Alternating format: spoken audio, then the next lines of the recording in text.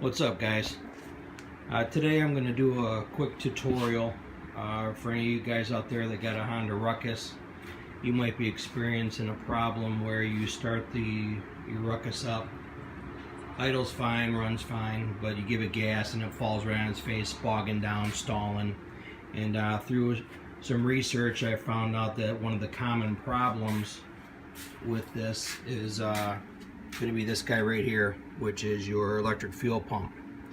I went ahead and ordered a new fuel pump, bought it as a kit. You get a filter also, so I'm going to go ahead and replace this and see if this takes care of the problem. Pretty straightforward.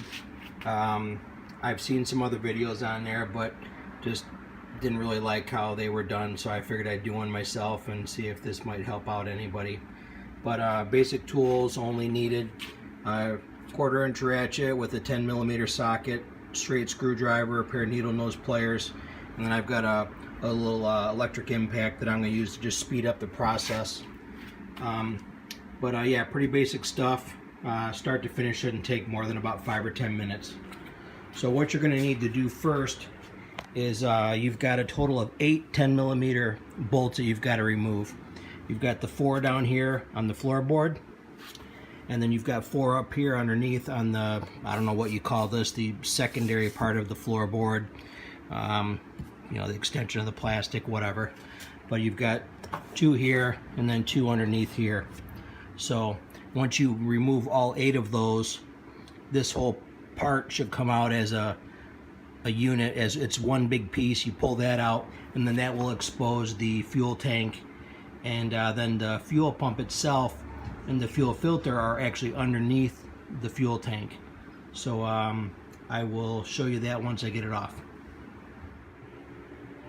Alright, as you can see, there is a little bit of an update. I was a little bit incorrect when I told you about the tools and the steps involved in doing this, so I wanted to turn the camera back on and show you before I got too far in advance.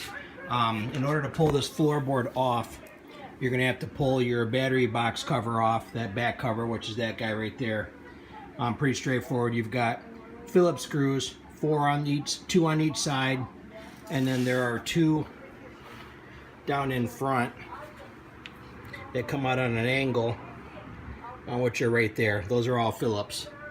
And then you've also got, for the floorboard down here, you've got a small Phillips, 1 on each side. And then now this is totally accessible. One thing I did find out, and I would highly recommend, is pulling your seat off. If you pull your seat off, it'll allow you to grab this and kind of pick up on the back and pull it out, because there are 2 clips here in the front right here that hold this in place to keep it kind of from flapping. And in order to get that off, if you pull up on the back, it'll allow the front to kind of slide down and kind of come right out of there. So you've got 4 or actually 6 12mm bolts that you've got to take off to get the seat off. You've got 1 here, 2 here, and then the same on the other side. Those are 12mm. If you take those off, then you can actually pull the seat right off. That'll come off real easy. Now you've got total access to everything, and then once this comes off, I mean, you've got everything, full access to the motor, the carburetor, the fuel tank, and all that stuff too. So I'm just doing this by hand, so I'm gonna have to turn the camera off. I can't do it and show you, but I'll be right back and show you how it looks once the floorboard is off. All right, I've got it loose now. Basically, if obviously you're not going to be holding the camera when you do this like I am, so it's a little bit easier. But if you pick up on the back with one hand, as you pick up, you push down on the floorboard as you pick up, and it will allow this to pop out of these. Once you do that, it'll slide out, and then there you go. You've got full access. This your fuel tank will lift up. It's just sitting there. It's mushroomed, or it's sandwiched in between the floorboard and the frame. And underneath there, down in there, is the fuel pump and the fuel filter. So once you get all this out of the way, then you can just pull up on the tank. If you look down there, there's your fuel filter, and that goes into the fuel pump. So what I would do is you just kind of pull up on this and just kind of slide this out of the way, and then you'll be able to pull that off. Now, unfortunately, I have a full tank of gas, so what I'm going to have to do is get some channel locks or something like that. You're going to want to shut off, kink the fuel line so fuel doesn't run all over the place. And then once you do that, you'll be able to pull everything off and expose it a little bit easier. Alright, I'm back. As you can see, I ain't gonna lie, this is a total bitch. I mean, you gotta pull the tank up, the fuel line is short, you have hardly no room to get at it. There's a plastic cover that encapsulates the fuel pump, which you have to kind of pry up on that. That's molded into that floorboard, and there's also, underneath all that, there's a 10mm bolt that you can kind of see down there. You have to pull that off to pull the fuel pump out. So, I mean, this is not as easy as what these guys were making those other videos. They're like butchering up their floorboards and stuff like that to get this out. I'm not going to do that. This is pretty much a brand new Ruckus. It's only got 37 miles on it, so I'm not trying to cut up all the plastic on a brand new Ruckus to change a fuel pump. But those guys were a little bit misleading when they said you just lift up the tank and it's sitting right there. It's because they cut their floor all up. So when you lift up this fuel pump, or this the tank, it's going to expose the filter and it's going to expose the fuel pump, which is underneath that cover right there. It's black plastic and you can see the white dot on it. That snaps in. You can kind of pry up on that.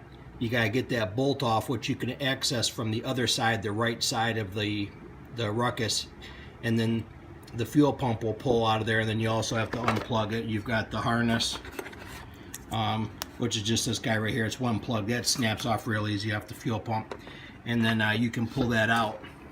But you're going to have to undo the fuel line that goes down to the fuel pump, so then you can get the tank out of the way enough to get access to the fuel pump. And then it's a little bit of a drawn out process, but if you take your time and you do it, you'll be able to get it. But you can see, I don't know if I got some water in this or what the deal was. Like I said, this is a new Ruckus. I don't know. I should have taken it back to the dealer. Anybody got any ideas of what that is? Rust I would associate with water, but I don't know if maybe with that being a Honda filter, if that's just coloring or something like that. I really don't know. But I hope after going through all this takes care of the problem. So I'll get the fuel pump off and then I will show you what that looks like. Alright, she's off. Or they're off. So we've got old fuel filter, old fuel pump, new filter, new pump. Like I said, this is discolored. I don't know if that's from water. I don't really know what's going on there. I've never really noticed a plastic filter do that before. But I mean, obviously if it was water, it wouldn't cause the outside plastic to appear. So maybe it's just from age or heat or whatever. It's just something with the plastic. So I'm not really sure on that one. Looking at the pump, I'm not seeing anything visibly wrong with this pump, other than the fact of the way it was running. But one thing I did notice is comparing these, if you grab this pump, this is the new pump obviously, shake it, nice and tight, no noise. I pick up this old pump, and I'm hearing a rattling sound. Now, I don't know if that is irrelevant, or if that means that that pump is worn out or broken internally, or what the deal is on that. But I mean, normally when you hear a rattle, you think it's going to be something bad. It shouldn't be there. Now, I don't have another pump to reference for that noise. This is an eBay pump. I got it off of eBay. I got the pump and the filter, and I only paid $17 with free shipping. An actual Honda pump, I think, is like $60 or something around there. So I don't have an actual Honda pump to compare that for the rattling or whatever. Maybe if any of you guys have bought an actual Honda pump, maybe you could comment and let us, let other people know. But nonetheless, it rattles. The new one doesn't. So that's kind of making me believe that the pump is wearing out or it's damaged internally, and that's why I'm getting the bogging and stuff like that. So I'm going to start reassembling this now. Alright, I'm putting the floorboard or trim panel back on now. Just wanted to show you real quick. One thing I figured out once I discovered that you had to pull the seat off, it's a hell of a lot easier to put this back on without the seat. I like to use a little cordless impact, so you can just kind of zip these on real quick, and you don't have to use a ratchet. Start these by hand. They're a fine thread. You don't want to strip anything out, and you don't need to tighten these up really tight. It's just plastic, so just nice and snug. Get that all on there, and then you also have to, once you put that on there, like I said before, you have on the front, you've got these two Phillips right here, one on each side, and those help keep that on there as well. So you're going to snug these up.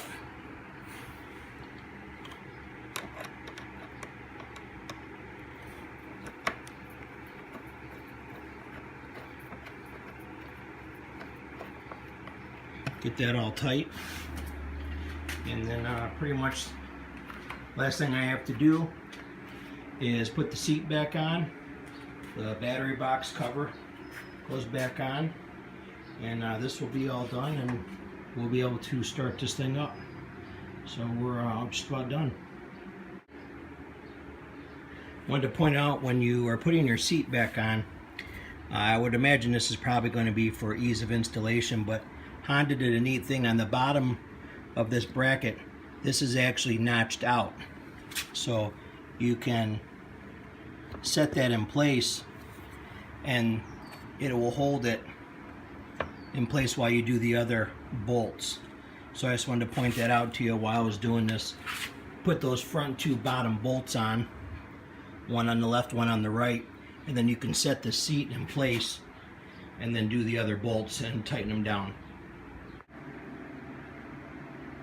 Alright, so we got it pretty much all back together. The only thing I didn't do is just put this last cover on, but I wanted to go ahead and fire it up and see if all that hard work fixed the issue that I was having. Like I said, what this was doing is it would start and run fine, idle fine, but half throttle or during acceleration, as you would go from off idle, it would bog down until it got revved up.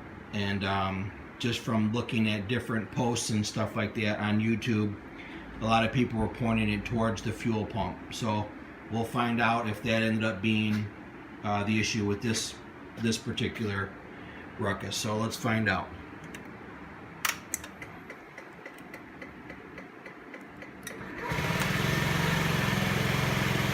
Starts up good, which it did before, but let's give her some gas and see what it does.